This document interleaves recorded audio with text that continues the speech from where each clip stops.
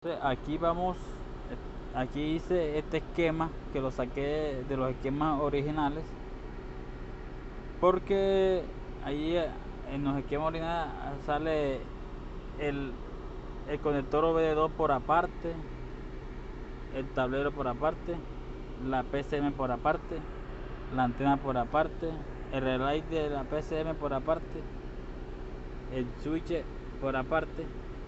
Entonces yo traté de unirlo para un mayor entendimiento. Aquí el esquema nos muestra que el pin 4 y 5 del OBD2 o el conector de datos va a tierra. El 6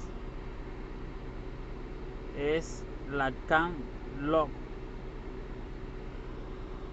El 14 es la CAN high. El 16 dice que es corriente positiva de la batería o corriente directa. Acá en la antena de la batería, no, perdón, del switch, sale un cable que va por acá, va por acá y llega al fusible 29, que es de 3 amperios, y llega al pin número 1 de la antena de la llave. Bueno, aquí vemos que el pin número 2 de la antena es tierra G2. El pin número 3 es la CAN que va de la antena hacia la PCM con el pin 22. El pin 44 de la PCM va al pin número 4, que estos dos cables son los que comunican la CAN bus de la antena hacia la computadora. Aquí vemos la alimentación de batería que coge acá y llega al pin 16 de la PCM y llega al pin 30 y 86 del relay de la computadora. Esta es la señal del pin. El pin 44 es la señal que activa el relay, y aquí es la entrada de corriente a la PCM que entra por el 5, 23 y 24 de la computadora. Aquí está el tablero que se comunica. La CAN bus del tablero con la computadora es el pin 32 y 31, y acá se comunica con la 14 y 15. Entonces el switch manda una corriente positiva que alimenta la computadora por el pin 41 al tablero de instrumento, lo alimenta por el pin 20, y al fusible de la antena también, ya se lo hemos visto.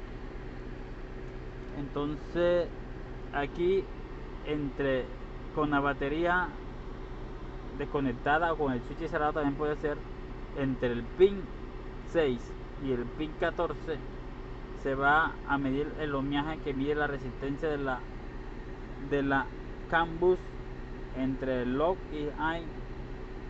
Se va a medir y tiene que darnos una resistencia de 60 ohmios cuando todo está ok, todo está normal. Cuando hay un módulo de comunicación que está abierto, esa resistencia va a aumentar a 120,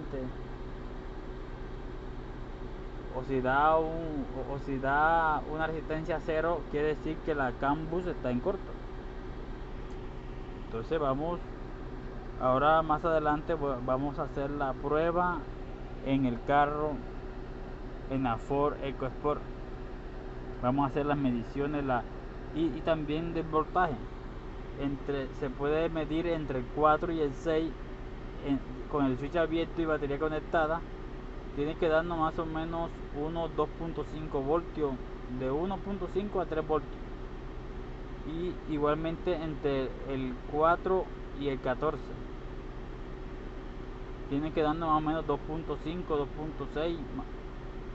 Entre los dos, entre la medición entre el 6 y el 14, entre los dos tienen que darnos 5 voltios. 5 voltios tienen que dar esa medición. Entonces ya aquí ahora mismo saqué este esquema Bueno, yo creo que solamente lo entiendo yo, pero ahí ya lo saqué. La antena, el conector OBD2 o conector de datos, el panel de instrumento o el tablero, el switch, la batería, positivo de la batería y la computadora. Bueno, también esta RECAN también se comunica con, con airbag, se comunica con la caja automática, se comunica también con el ABS, pero ahora mismo me interesa es el sistema de antirrobo, desde la antena al módulo y se comunica con el tablero. Entonces eso es lo que vamos a medir, porque ese fue lo que ha complicado el arranque de este vehículo.